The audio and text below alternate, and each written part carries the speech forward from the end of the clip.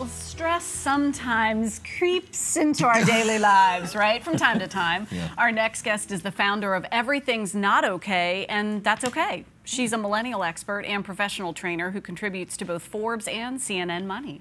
Today, she's in town to share helpful secrets for managing daily stress. We welcome Alissa Carpenter to Virginia this morning, and thank you for coming in. Yeah. Daily stress, let's talk about that. Obviously, we all have it, so how do we deal with it? It's a really great question. I think stress really comes from just having so much to do, just all these checklists and items that we really want to do. And one of the kind of biggest pieces of advice that I give to a lot of my clients is to establish your priorities. Really, what is important to you and what needs to stay, and then really think about what you need to do to let it go, those other pieces. That sounds so simple, Yeah. but it is truly helpful. What is important? Yeah. Is that the same thing every day? And it's not, right? So I have 2 children, I work full time, so it's figuring out and balancing, is today both a kid and a family day or a business day, and take each moment as it is and establish those priorities, because today is gonna be different from tomorrow. A meeting might come up, or a client might have an emergency, or my kids might be sick. So what are your priorities in the moment, and then try to make your decisions from there. Okay.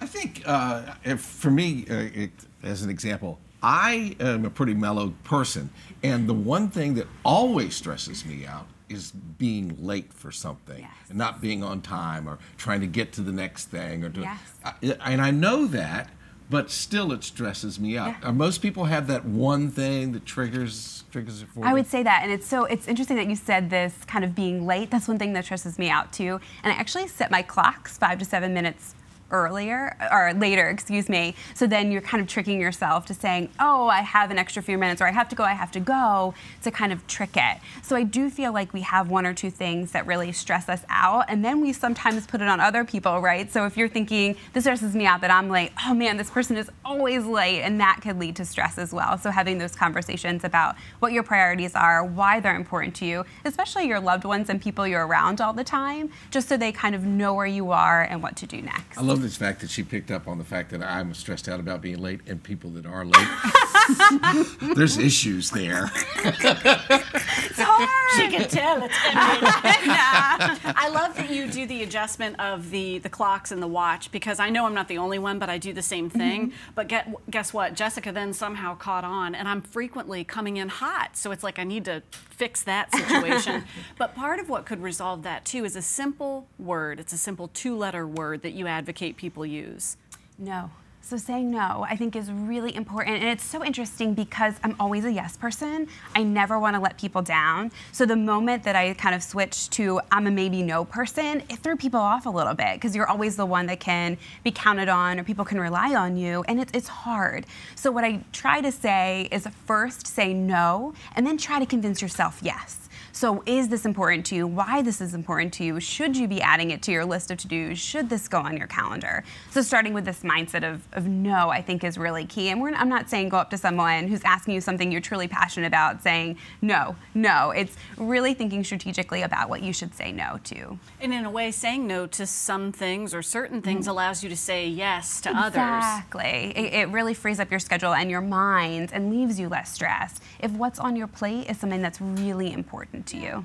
All right, I'm going to ask the question. We were talking in the back before you came out, and I said, Millennials coach. And the reply came back, you're a baby boomer. Did y'all have a coach? And I went, I don't think so, but maybe that's what's wrong with us. So why do millennials need a coach when other generations, or maybe they did have a coach and we just didn't call it that?